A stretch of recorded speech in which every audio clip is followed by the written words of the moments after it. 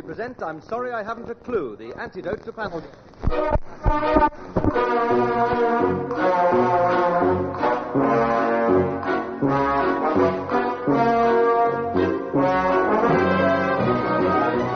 At the piano is Matthew Scott, and your chairman is Humphrey Lyttelton.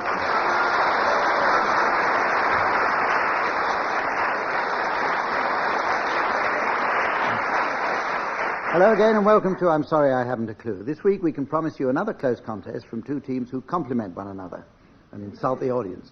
Brooke-Taylor and Willie Rushton on my right.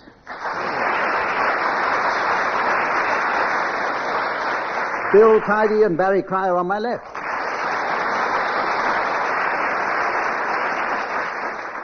Not forgetting, of course, the lady who'll keep you abreast of the score, Samantha.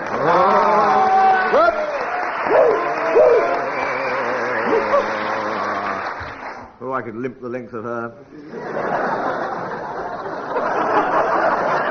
We're going to start with a round called Straight Face. In this round, the aim is not to amuse the audience. Each panelist in turn says a word, and the first one who gets a laugh from the studio audience is disqualified. The remaining three then continue the game in rotation until only one survives, and to that one I award as many points as our budget this week allows. And we're going to start with you, Willie Rushton. Limp.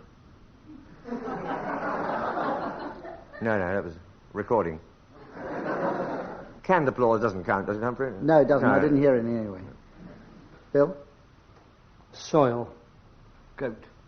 Gusset.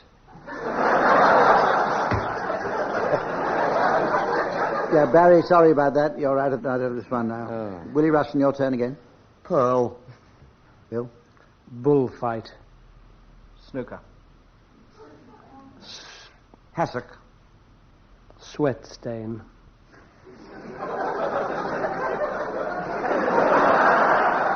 Yes, Bill? You can't trust anybody, can you? It was only a titter, but it counts. Final between Tim Brooke-Taylor and Willie Rushton. Start off, Tim, please. Hemorrhoids. That was suicide. Weird way to do it. So let's have an enormous ovation.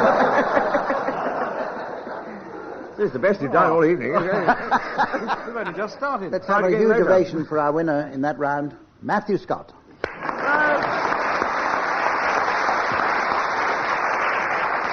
And this is the point where I give the teams advance warning of the late arrivals whom they'll have to announce later on in the programme. And this week we've had a suggestion from a listener which arrived in a plain buff envelope marked Seed Catalogue, and it's late arrivals at the photographer's ball.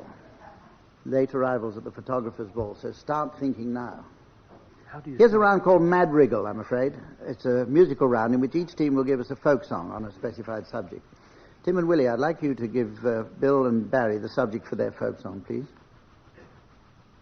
The lay of the waterbed. Excellent. Suffolk. What key? You go first. I knew a lovely maiden once, whose name was Lilybeth. She had a gentle rural charm and quite disgusting breath. She lay upon her waterbed with a village idiot Seth, and she turned the electric blanket on and poached them both to death.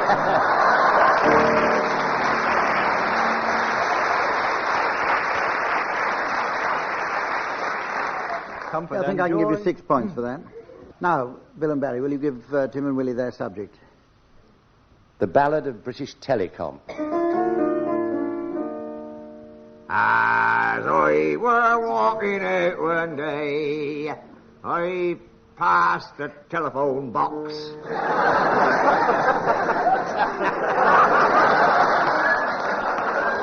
Thanks, Willie.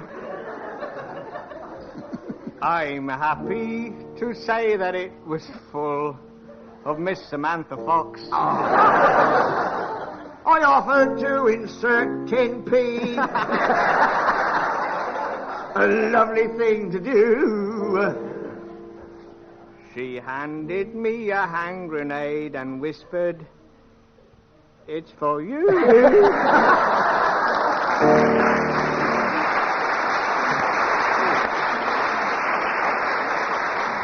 Well, the audience response clearly makes you the winners, Tim and Willie, on that Any one. man who can sing after passing a telephone box, I admire enormously.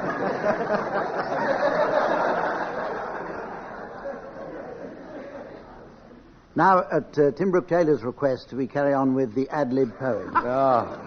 I'm going to give someone the first line of a poem, and they continue until I buzz them, like that, and the next person continues. And we carry on like that until we reach an artistic conclusion, which is seldom. Here's your opening line, Tim Brooke-Taylor. Old King Cole was a merry old soul. He had 10,000 men. Old King Cole was a merry old soul. He had 10,000 men. He marched them up to the top of the hill, and he marched them down again. When they were up, they were up.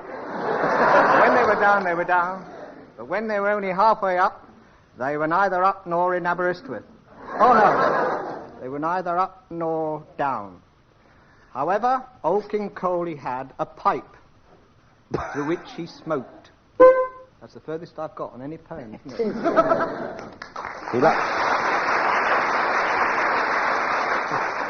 Carry on, Barry. He liked a bit of rough old shag. Tobacco. And as he smoked, he joked. "Ha, ha, ha, ha," he said. "Ho, ho," and he, he. Oh. And ha, ha, ha, again he went. And then he thought, tea. What shall I have? Perhaps a maid. And so he pulled the gong. Hey, don't you? So he banged his gong. He pulled the maid, but Banged the gong. And on reflection, realizing that pulling the gong was wrong, he said to himself in a loud, clear voice, "So long have I a king been, I think a nice change would be if I could be a queen." Naturally. Now we have a round which is called Backwards. And this, for lack of a better description, is a music round. Just before the program, both teams have secretly recorded a song, and we're going to play it backwards now, and their opponents have to guess what it is. The correct answer will go up on our computerized board here in the studio.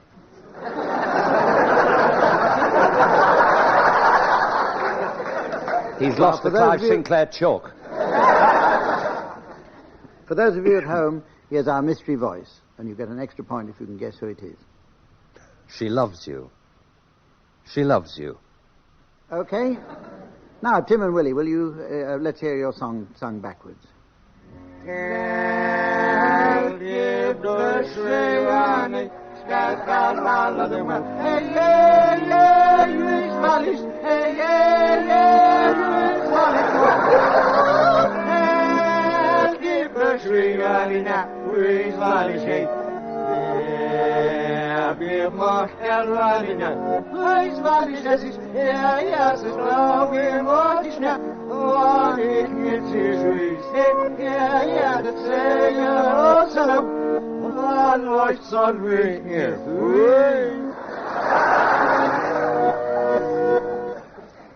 It's number one in Leningrad. For the firing squad. At first I thought it was Never Ride Your Bicycle on a Greasy Road. Was it Beatleish? Beetle. Yeah. That sort of area. Could it have been She Loves You, Da, Da, Da? Yeah. You're right, Bill. Barry and Bill, we're going to hear your song now. Barry and Bill's song's going up on the board, and here, through the mystery voice, is it for you at home. As time goes by. As time goes by. Right. Here's Barry and Bill singing their song backwards.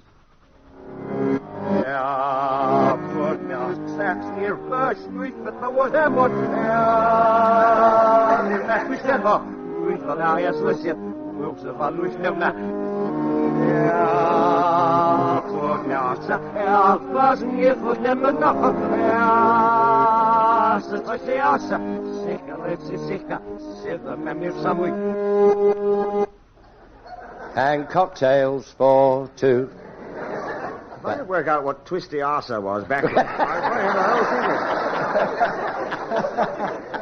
From a medical dictionary. Yeah.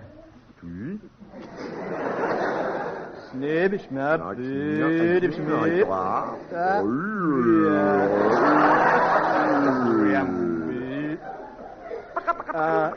Knees up, Mother Brown. No. You give him a clue? Yeah. It was up-tempo. Not usually sung as quickly as that. Oh. Obviously a very slow song. So I'll give you a clue. Mary Whitehouse in Spain. Oh, Killjoy was here.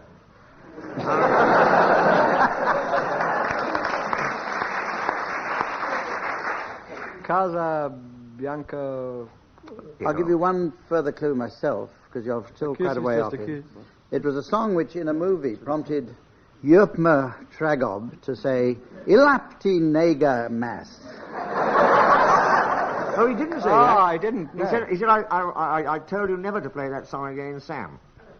He didn't say play it again. He said, play it, Sam.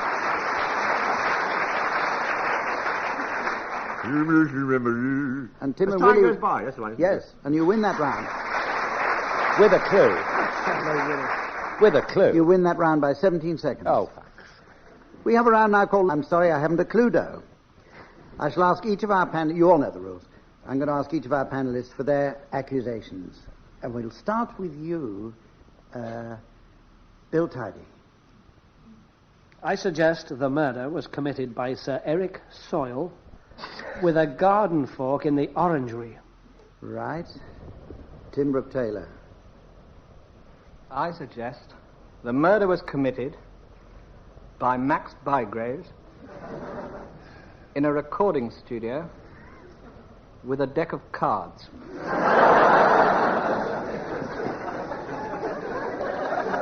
But I'd like to accuse now, but I won't at this moment. an easy mistake to make. I know for a fact the murder was committed by Henry Kelly immediately after he'd undergone a charisma bypass operation. Who stunned the victim by merely talking to him. Joan Collins did it. Oh, come on. In the conservatory with the last of the red hot pokers.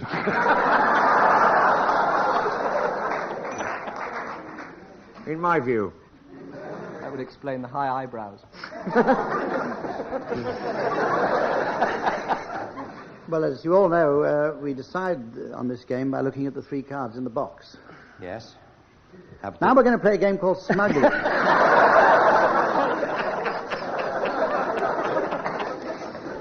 In this game, the teams will take it in turns to be smugglers or customs officers. Team members try to smuggle illicit objects through by concealing them in longer words or phrases, and the customs officers can challenge at any time. The winners will get 10 points and the losers 10 years. Now, it's Barry and Bill to go first, and your objects to smuggle through are all types of kitchen equipment. Gosh, Barry, this is a busy kitchen. Is that Emil coming in? And did he cough? It's a cough, Emil. Move on. Onward, onward. I think he's also got cough and hiccups. Cough hiccups. Challenge Cooling from them, Tim. Bill. Coffee mill. Okay, that's 1 point there to Tim. Carry on then, please.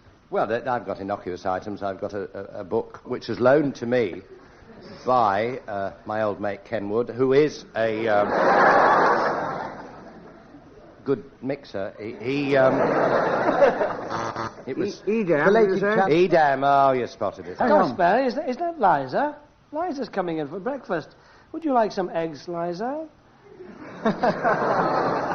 There's talk in the kitchen that Nathaniel is involved in a marriage thing, you know, that she's going to marinate very soon. Also, I thought she's a very modest girl, a self-effacing flower, really.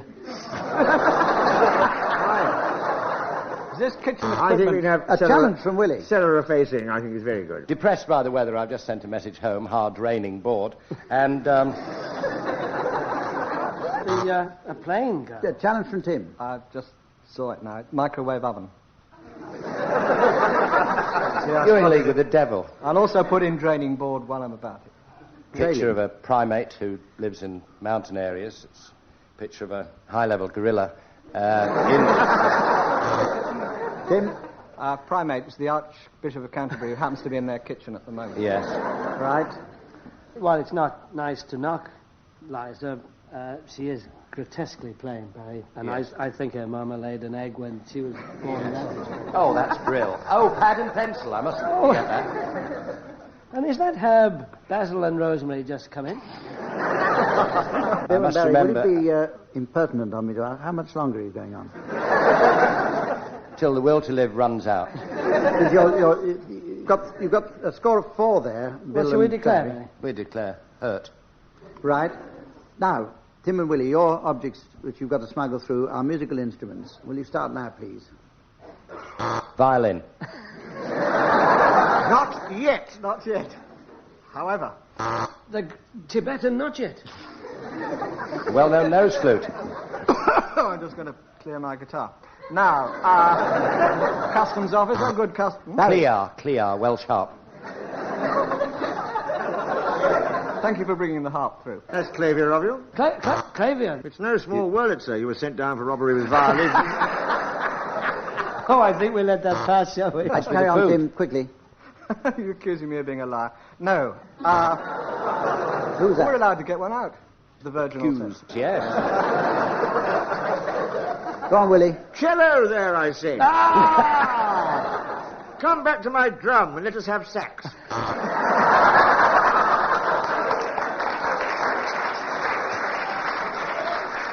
Challenge from... Well, Bill got him first. Oh, yeah, it's got to be a lettuce. The ancient musical lettuce. French lettuce. Another plunge. This looks like a sack, but if you look closely, you'll see it's a trombone. Oh, what a good... Oh, what a... That is not a trombone, that is my protuberance. I'm dressed like... Challenge from Bill. Can I withdraw my... Bill? Not without a local anaesthetic. I'm dressed with this beret and striped jersey so the French won't go corps anglais, is passing by. And, We went by P&O, then flew to Bali. by way of fife. May I flute, please? I'll have a drum in fife. Well, Tim and Willie have edged into the lead in that round. And while somebody goes... Edged. It's an edged. Yes, Joe was hell on holiday. We always had to ban Joe from the bar. He was having such a good time with our moniker. Anyway, Too late. while somebody well, goes... you didn't allow us to say anything earlier. While somebody rings up to ask them to postpone the news, we're going to now carry on with a game called Sounds Peculiar. I'm going to play in a few bizarre sound effects, and I want you to tell me what you think they are, teams. We're going to start with you, Tim. Here's your sound effect.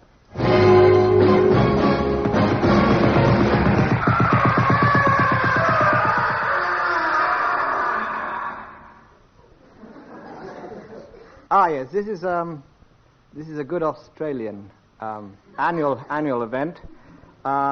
Last night of the Poms.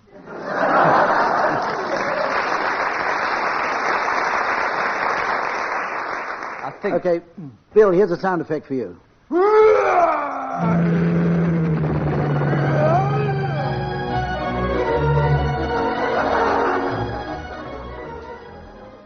That's an exciting holiday sound. It's King Kong attacking Blackpool Tower and trying to get the Hammond organ inside Reginald Dixon.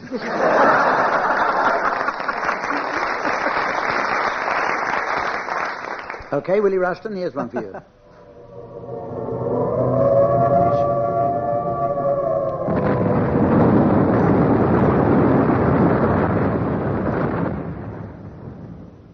I think that's Toya Wilcox trying to be the sweetheart of the forces in World War III. Or Millwall playing away. Let's have one for Barry, then.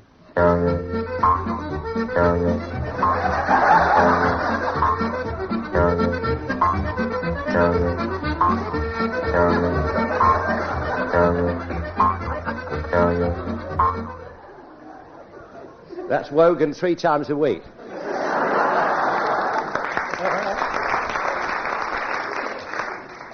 I have to tell you, listening at home, that in the middle of that sound effect, our scorer Samantha went bright red, leant across to me and said, "My God, when did they record that?" Okay, Tim, here's another sound effect for you.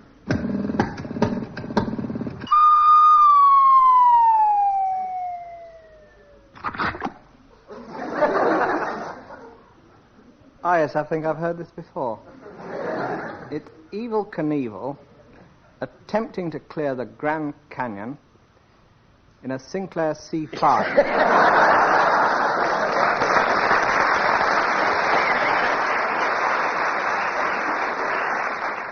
Incidentally, have any of you had your free ones yet? Mine hasn't arrived. They're at the door, aren't they, as you go out? Please take one. There's a bucket. Bill Tidy, here's a sound effect for you.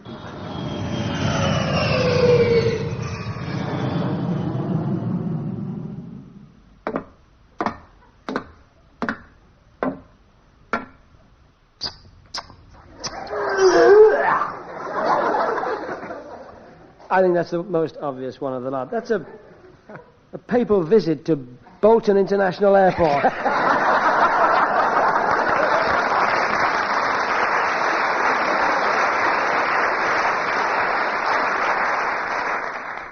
I think it's worth hearing that one again, because it was incredibly accurate.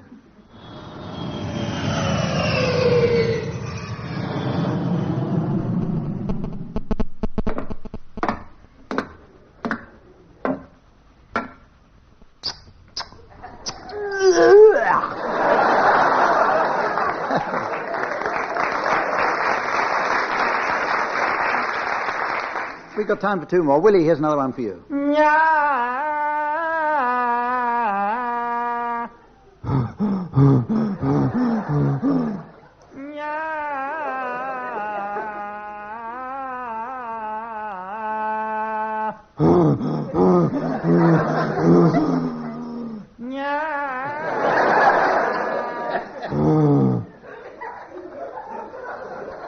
I think, since its takeover by the Egyptians, that is the new look sound of Harrod's dialer breather service.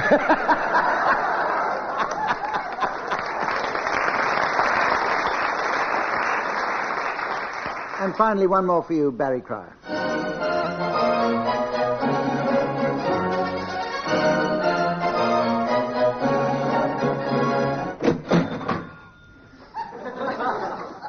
Elizabeth Taylor tries again.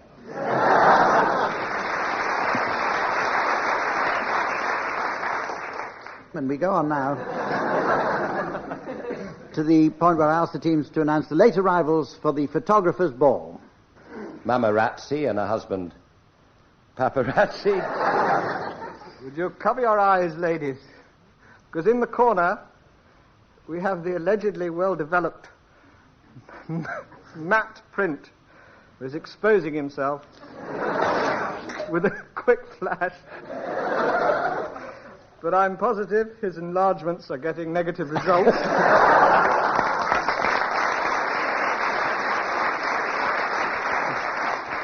Jackanory. Tim gets 5 points for the biggest laugh so far. Mostly from him, but... Carry on. Will you please welcome Mr. and Mrs. Telephoto Savalas and their son Kodak.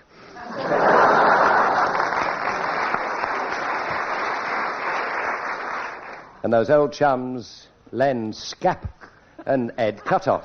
Here come the Slades, known as the appallingly boring holiday Slades. Mr. and Mrs. Archer Camera and their daughter Minnie Archer Camera. Like her?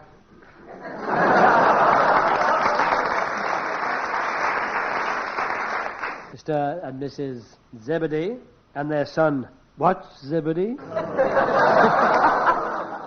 Mr. and Mrs. at the camera and their son Luke at the camera. What's the weather like outside? Is the snow done? The Leroyds and their daughter Pole. There's Sam Body Moved.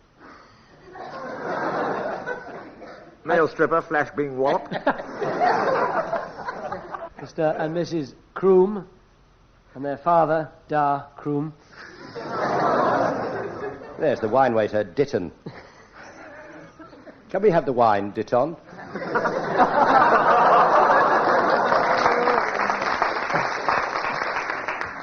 For the cabaret, I'm using some very early photographs of Winds, the black and white minstrel show. Singing Someday My Prince Will Come. There's Mr. and Mrs. Dangle-Lems. And their daughter Yvonne, whose invitation just says, "Why Dangle-Lems?"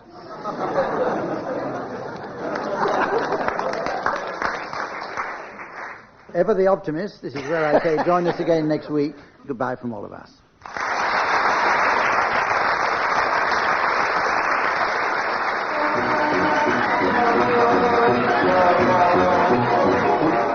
Barry Cryer, Tim Brooke-Taylor, Willie Rushton and Bill Tidy were being given silly things to do by Humphrey Lyttelton, with Matthew Scott setting some of them to music. The programme was produced by Paul Mayhew-Archer.